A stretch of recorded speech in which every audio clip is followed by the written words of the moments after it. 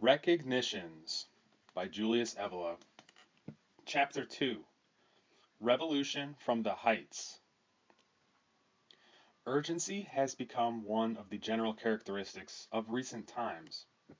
The thrust and the action of a rupture starting from below, and in function of the low, exercised upon existing structures. And this corresponds to the only proper and legitimate meaning of the term subversion. This situation takes as its evident presupposition the crisis of the whole of the structures involved, be these politico, social, or cultural, and intellectual structures. Thus it accompanies a process against the modern world, against bourgeois society and capitalism, against an order which has been reduced to an externally checked disorder, against forms of existence which have become devoid of every higher, dehumanizing, creative meaning, or to use a term which today is commonly abused, of alienation. The, the revolt against all these aspects of a problematic civilization can be legitimate, but that which characterizes recent times is the dearth of every rectifying, liberating, or restorative action from the heights. This often necessary initiative and action of rupture is allowed to commence precisely from below, where this below is understood both as a reference to inferior social tiers as well as to inferior values. Thus, the almost inevitable consequence is the shifting of the center of gravity toward a level which stands yet lower than that of these crisis-ridden structures which have become almost empty of every vital content. In the politico-social field, the phenomenon presents such definite forms that it is almost superfluous to linger on them. No one is so myopic as to fail to understand, by now, what the famous social justice, for example, really means. It is in no way true justice. The distributive justice of the sum cuique, based on a principle of inequality, and already defended by the classics, beginning with Aristotle and Cicero. It is rather a partisan pseudo-justice at the exclusive service of the interests of the lowest classes, the so-called workers, and at the expense of all others. It exists under the sign of myths that serve only to pave the way, little by little, for the ascent of the leftist forces in the state. Against this action, commencing from below, which by now is exceptionally organized and almost unstemmable, and which is tied to that humbug notion that one can find the man of nature, health, generosity, and so on, only in the lower classes, so that, therefore, the ultimate end of the subversive movement should be a new effective humanism. Against this action, there is almost no one who is capable of reacting with energy. The principle of reaction ought to be this: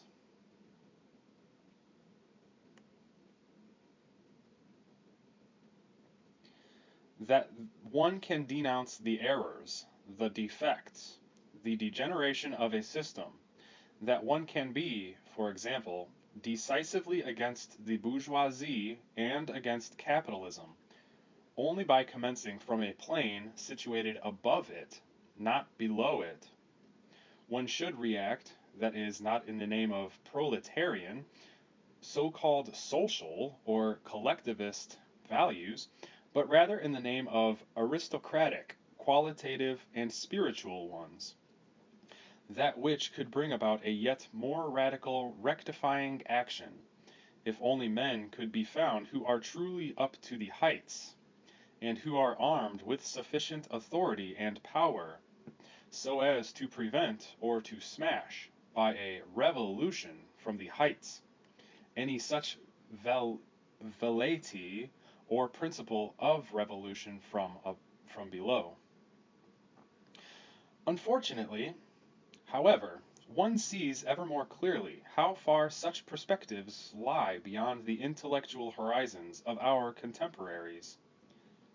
One can ascertain rather how even those who presume to battle against the established disorder of the modern world by raising indictments, which are by now obvious and almost taken for granted, against the current society and putting forth even the values of personality and of Christianity, do not hide their elective affinities for the lower, for the demands of the low, and for the pseudo humanism of the left, and demonstrating precisely as much intolerance and incomprehension for every possible solution which takes the form of a system resting on a principle of authority and sovereignty, of true order and true justice. As typical examples, we can indicate Maritain and Mounier, but also a traditionalist like L. Ziegler. It is most interesting to recognize the solidarity of this orientation with others which are perceptible in properly cultural spheres.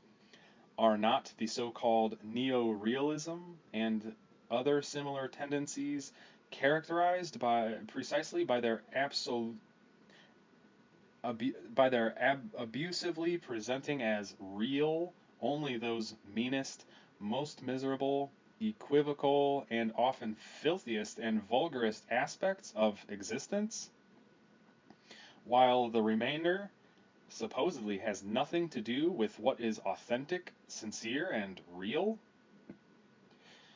A yet more significant case, which indicates the vast range of action in the diffusion of the tendency in these words, it is to be found in psychoanalysis and modern irrationalism.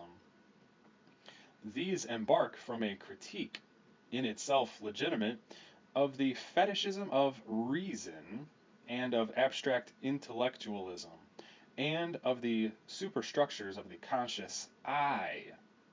But from this they proceed immediately to an opening of man, not toward the high, but toward the base.